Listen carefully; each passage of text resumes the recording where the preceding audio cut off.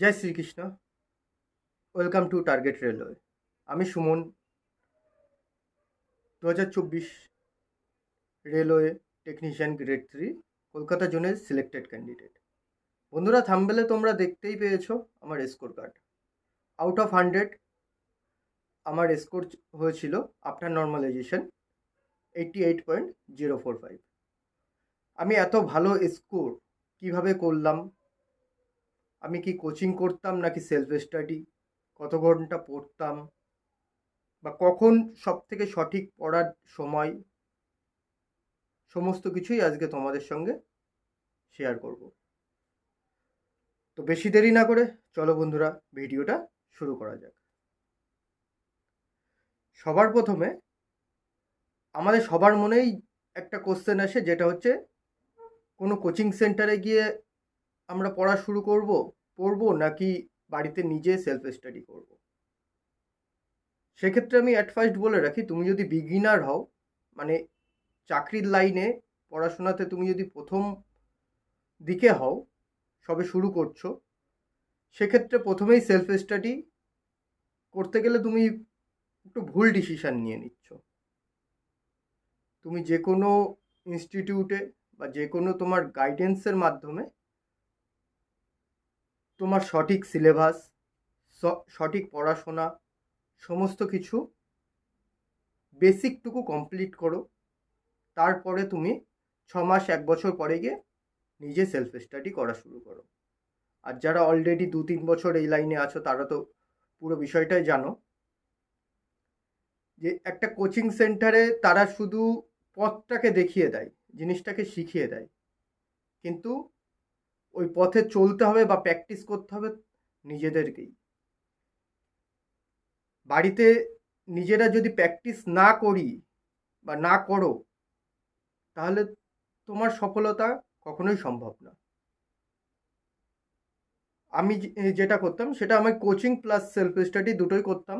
আর অনেক বন্ধুরা ছিল যারা শুধুমাত্র সেলফ স্টাডির মাধ্যমেও চাকরি পেয়েছে। যে কোনো চাকরিতে সাকসেস পাওয়ার মূল মন্ত্র বা মূল চাবিকাঠিই হলো সেলফ স্টাডি।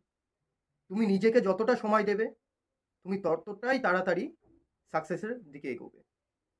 তো কেউ যদি মনে করো যে আমি ইনস্টিটিউটে 2 ঘন্টা 4 ঘন্টা 6 ঘন্টা পড়ে আমি সাকসেস পেয়ে যাব, এটা হয়তো তার ভুল ধারণা।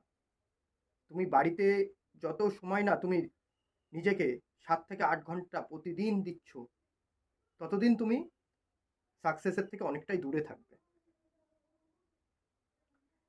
এবার আসি যে কত ঘন্টা পড়া উচিত আমাদের, বা আমি কত ঘন্টা পড়তাম নিজে। আমি সারাদিনে যখন সময় পেতাম তখনই পড়তাম। যেমন সকালে আমি একটু লেট করেই ঘুম থেকে উঠতাম, তো তারপরে দুপুরের থেকে বিকেল এই টাইমটা আমি অনেকটাই ম্যাথ করার চেষ্টা করতাম, কারণ ওই সময়টাই মাইন্ডটা ফ্রেশ থাকে। ম্যাথ রিজনিং ওই সময়টাই করতাম। আর আমি লেট নাইট স্টাডি বেশি করতাম। তো তাই বলে যে সবাই লেট নাইট স্টাডি করবে এটা কোনো ম্যাটার না। যার যে সময় পড়তে ভালো লাগে, পড়া মনে থাকে, সে সেই সময়টাই অবশ্যই বেস্ট টাইম হিসেবে চুজ করে নেবে। কিন্তু একটাই কথা, তোমাকে 7 থেকে 8 ঘন্টা পার্টিকুলারলি তোমাকে প্রতিদিন দিতেই হবে নিজের স্টাডির পিছনে। তুমি 2 ঘন্টা থেকে 3 ঘন্টা ম্যাথের পিছনে, 1.5 থেকে 2 ঘন্টা রিজনিংয়ের পিছনে, আর 3-4 ঘন্টা সায়েন্স। তুমি যদি রেলওয়ের জন্য পড়াশোনা করো, তুমি তো জানোই সায়েন্স রেলওয়েতে খুবই একটা ইম্পর্টেন্ট সাবজেক্ট। ম্যাথ জিআই এর পাশাপাশি আমাদের সায়েন্সটাকে বেশি জোর দিতে হবে। এবার সব থেকে বড় কোশ্চেন যে, হ্যাঁ আমরা পড়ছি, কন্টিনিউয়াসলি পড়তে পড়তে 1 দিন 2 দিন 3 দিন 1 সপ্তাহ, তারপরে কি হয়? আমরা নিজেরা ডিমোটিভেট হয়ে যাই। পড়তে ভালো লাগে না, পড়তে মন চায় না, পড়তে বসলে এদিক ওদিক হই। তখন আমরা কি করি? চারিদিক থেকে ইউটিউব হোক, বিভিন্ন সোশ্যাল মিডিয়া প্ল্যাটফর্ম থেকে আমরা মোটিভেশন খুঁজি। তখন আমাদের নিজেদেরকে মোটিভেট করতে হয়। তো এই মোটিভেট করার জন্য বন্ধুরা, নিজেরা সোশ্যাল মিডিয়া প্ল্যাটফর্ম স্ক্রল না করে নিজের চারিপাশের, নিজের বাড়ির পরিস্থিতি, নিজের সংসারের পরিস্থিতি, নিজের বাবা মায়ের যে পরিস্থিতি, যে তারা কত তোমাকে একটা জায়গাতে পৌঁছে দেওয়ার জন্য তোমার পরিবার তোমার পিছনে অনবরত পরিশ্রম করে চলেছে। তো আমার মনে হয় যে সোশ্যাল মিডিয়ার যে তুমি রিলস দেখে মোটিভেট হচ্ছ, তার থেকেও তুমি তোমার নিজের ফ্যামিলি, নিজের পরিবারের যে সংঘর্ষ, সেটা দেখে যদি তুমি নিজেকে মোটিভেট করতে পারো, সেটা অনেক দীর্ঘস্থায়ী। আমি যেমন খুব সাধারণ ঘরের একটা ছেলে, কষ্টটাকে খুব কাছের থেকে দেখেছি। তো বন্ধুরা, বেশি বড় ভিডিও করব না।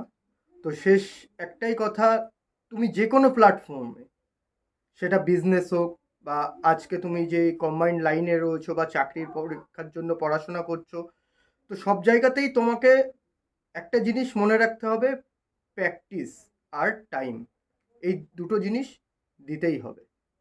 প্র্যাকটিস অনবরত করলে তোমাকে কেউ পিছনে ফেলতে পারবে না, আর তুমি নিজেকে যত সময় দেবে তুমি নিজেকে তত ইমপ্রুভ করবে। তো বন্ধুরা, যারা সেলফ স্টাডি করছো তারা ভালোভাবে নিজেকে সময় দাও, সেলফ স্টাডি করো, দিনে 10 থেকে 12 ঘন্টা টাইম দেওয়ার চেষ্টা করো। আর যারা কোচিং প্লাস সেলফ স্টাডি করছো তারা কোচিংয়েও যাও, প্লাস নিজেকে সময় দাও, নিজে প্র্যাকটিস করো, কোচিংয়ে যে শেখাচ্ছে সমস্ত কিছুই বাড়িতে প্র্যাকটিস করতে হবে। মেন হচ্ছে সাকসেসের মেন চাবিকাঠি, মূল মন্ত্রই কিন্তু প্র্যাকটিস। একটা জিনিস তুমি আজকে পড়লে, 1 মাস পড়লে না, 2 মাস পড়লে না, 3 মাস পড়লে না, ওই পর্যন্তই মনে থাকবে, কিন্তু তারপরে 4 থেকে 5 মাস, 6 মাস পরে কিন্তু ওই জিনিসটা ভুলে যাবে। তো তুমি যদি প্র্যাকটিস করতে থাকো, ওটা তোমাকে কখনোই ভুল হবে না, ভুলে যাবে না। আজকের ভিডিও এই পর্যন্তই। জয় শ্রীকৃষ্ণ। সবাই ভালো থেকো।